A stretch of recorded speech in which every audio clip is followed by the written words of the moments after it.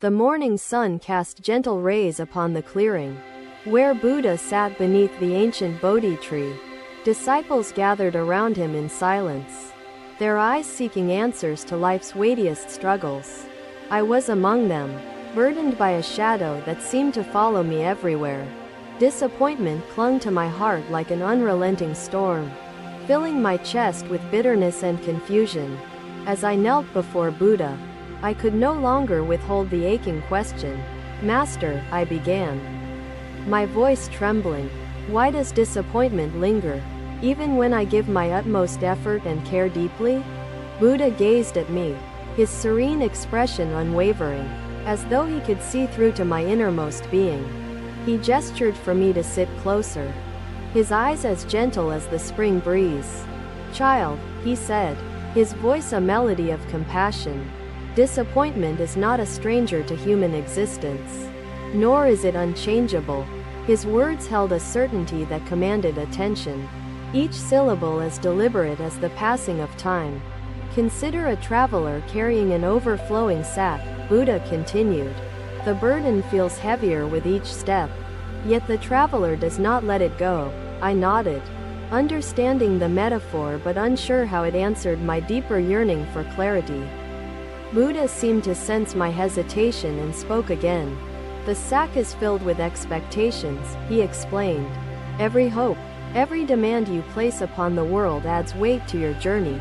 "But Master," I interjected, the urgency in my voice betraying my inner turmoil, "how can one live without expectations?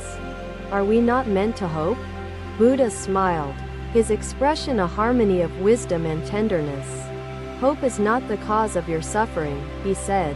"It is attachment to outcomes that chains you to disappointment." He then pointed to a delicate flower growing at the edge of the clearing, its vibrant petals glistening with dew. "This flower does not demand the sun to shine, nor does it curse the rain for falling," Buddha explained. "It simply exists, embracing each moment as it unfolds." The image of the flower's quiet acceptance began to take root in my mind, yet doubts lingered in my heart. Buddha seemed to read these doubts as clearly as the scrolls of wisdom he often shared. "Tell me, child," he asked, "do you expect the river to flow in a straight path, unbroken by rocks? Number?" "Master," I replied, puzzled by the question's intent.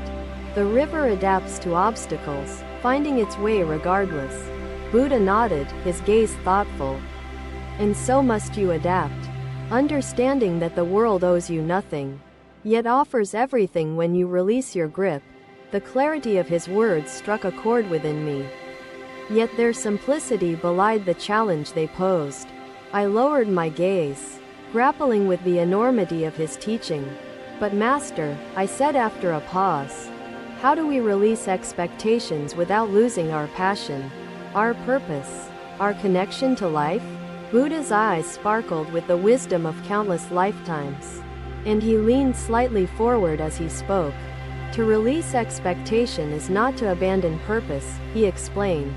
"It is to act with sincerity, free from the chains of demand."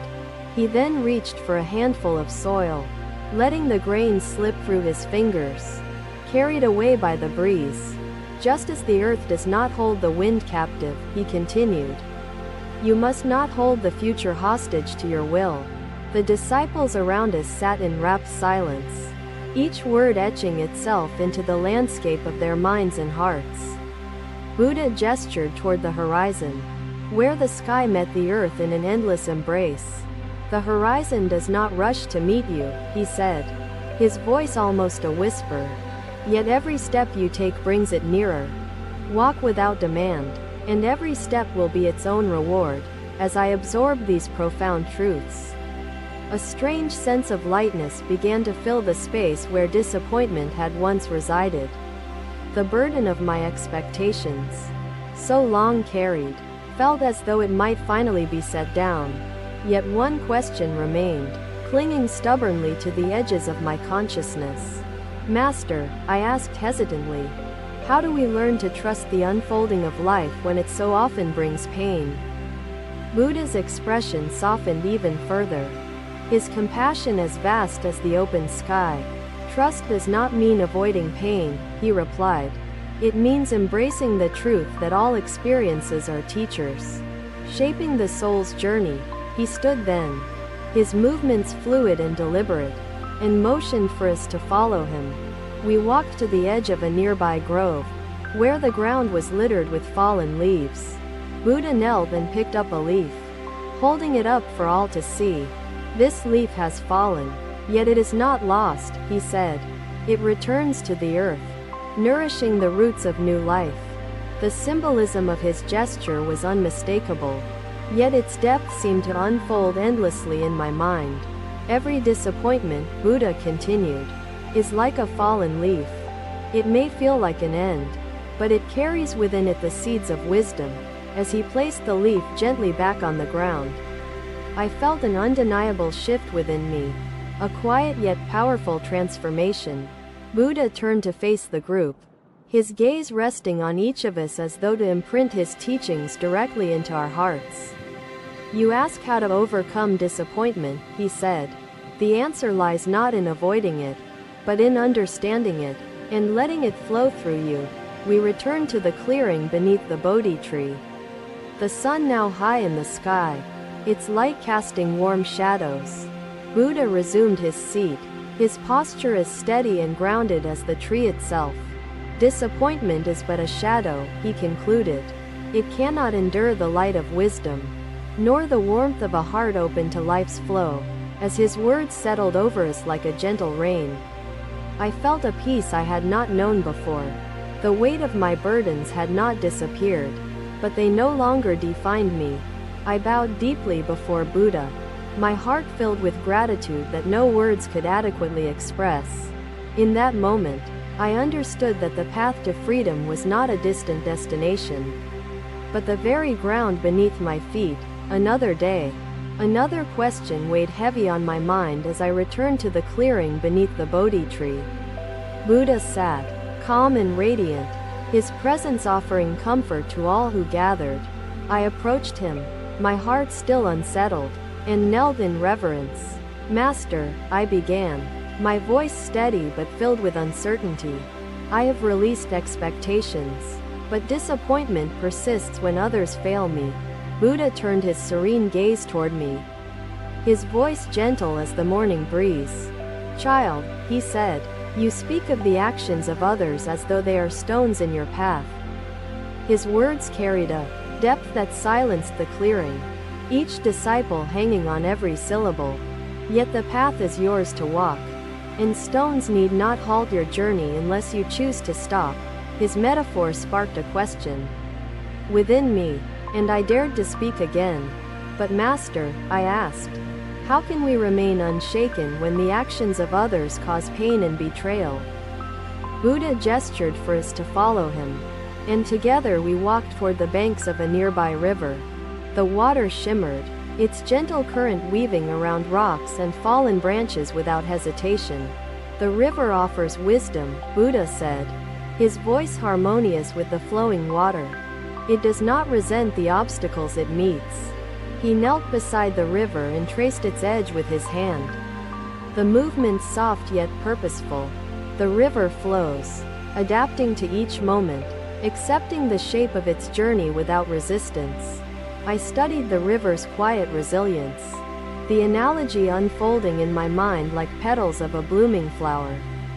Master, I said, does this mean we must endure hurtful actions without resistance, allowing disappointment to flood our hearts? Buddha turned to me, his expression radiating compassion. Acceptance is not submission, he replied, nor is it silence in the face of harm. His words hinted at a deeper truth, and I leaned closer, eager to understand. The river adapts, Buddha continued, but it does not cease to flow. To overcome disappointment, you must learn forgiveness. He reached for a smooth stone and placed it gently into the river's current. The water embraced it without struggle, continuing its journey. Forgiveness is not forgetting, he explained, but a release of the burden you carry, allowing the soul to flow freely. His teachings resonated deeply, yet they stirred questions I could not ignore. Master, I asked hesitantly, how do we forgive when the wounds inflicted by others are too deep to heal? Buddha's gaze softened further, his patience as vast as the open sky. Forgiveness is not for them. Child, he said, it is a gift you give yourself. His words carried a profound kindness, as though he could see the scars I tried to conceal. Disappointment lingers when we hold others captive in our hearts, he continued. But forgiveness liberates you from their grasp. As I absorbed these truths, Buddha motioned for us to sit by the river and observe its unending flow. The disciples and I watched the water, its rhythm steady, its path unfaltering. Buddha's voice broke the silence, his tone reflective yet firm. Impermanence governs all life, he said. The actions of others are fleeting, shaped by their own struggles and imperfections. His teachings illuminated the interconnectedness of existence, yet their simplicity belied the challenge they posed. Master, I asked, how do we balance forgiveness with holding others accountable for their deeds? Buddha smiled gently, sensing the wisdom growing within me. Holding accountable is not the same as holding captive, he replied. Justice must flow like the river, neither stagnant nor vengeful. His metaphor reshaped my understanding, but its depth seemed endless, unfolding in ways I had yet to grasp. Forgive without losing yourself, Buddha continued, for the heart that clings to harm cannot embrace the joy of the present. His words carried an undeniable power, each one planting a seed of transformation in my being. As the sun began to set, Buddha rose and gestured for us to return to the clearing. The disciples and I followed in silence, our hearts reflecting on the wisdom shared by the river. Buddha resumed his seat beneath the Bodhi tree, his presence grounding us in the moment. You ask how to overcome disappointment, he said. Forgiveness is the path, and impermanence is its companion. His teachings echoed in my heart, their resonance filling the space where bitterness and confusion had once dwelled. I knelt before him, my gratitude beyond words, and vowed to embrace the lessons I had learned. In that moment, I understood that forgiveness was not a distant destination, but a quiet yet powerful transformation. Another day, another thought lingered in my heart as I approached the clearing under the Bodhi tree. Buddha sat, his presence calm and radiant, guiding the disciples with gentle wisdom. I knelt before him, my mind troubled by a faint but persistent shadow. Master, I began, I have forgiven and embraced impermanence. Yet disappointment lingers faintly in my heart. Buddha's serene gaze rested on me, his voice calm as the morning air. Child, he said, disappointment often lingers when the mind wanders. The disciples listened in silence, their attention fixed on every word spoken by the awakened one. You wander between memories of the past and dreams of the future, seeking solace but finding only shadows, Buddha continued. His words resonated, yet their depth seemed to unfold endlessly in my understanding. Master, I asked hesitantly, how do we silence the wandering mind and find peace in its restless journey? Buddha smiled gently and gestured for the disciples to rise and follow him. We walked to the edge of a meadow, where wildflowers bloomed under the midday sun. Buddha bent to pick a flower, holding it before the group with unwavering grace. This flower teaches us a profound lesson, he said. It lives neither in its past as a seed nor its future as ash. He twirled the flower in his hand, its delicate petals catching the light. The flower exists fully in this moment, embracing the present with all its beauty. The simplicity of the flower's truth struck me, yet doubts lingered as I considered Buddha's teaching. Master, I asked, how do we embrace the present when pain and fear cloud its beauty?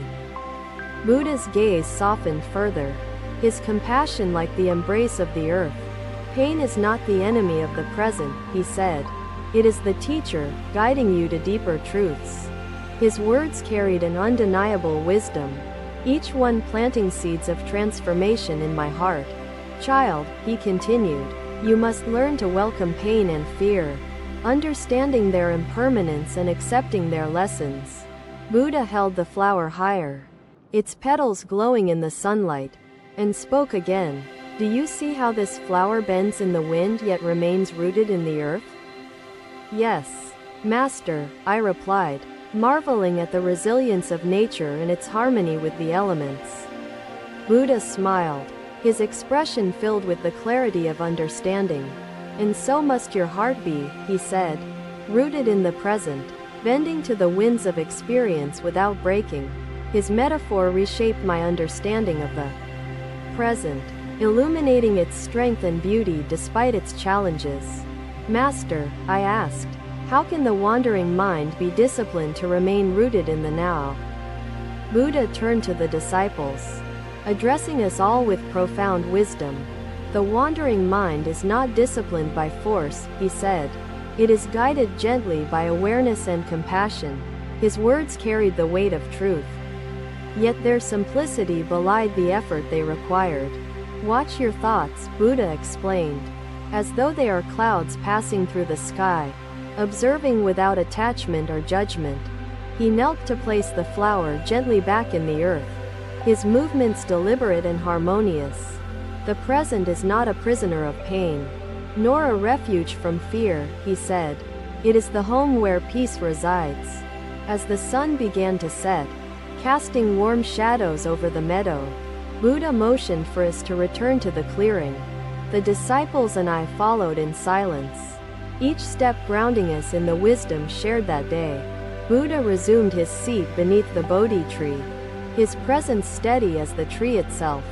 You ask how to overcome disappointment, he said. The present moment is your greatest ally and teacher. His teachings echoed in my heart, their resonance filling the space once shadowed by fear and longing. I knelt before him, my gratitude immeasurable, and vowed to cherish the lessons of the flower in the present. In that moment, I understood that peace was not a distant destination but the very essence of now. I nodded, feeling the clarity of his teaching rippling through me, transforming doubt into curiosity, fear into reflection. As the sun dipped below the horizon, painting the sky with hues of gold and crimson, I felt a new peace. Thank you for watching. Buddha's teachings are always with you. Subscribe to our channel and we will see you in the next video.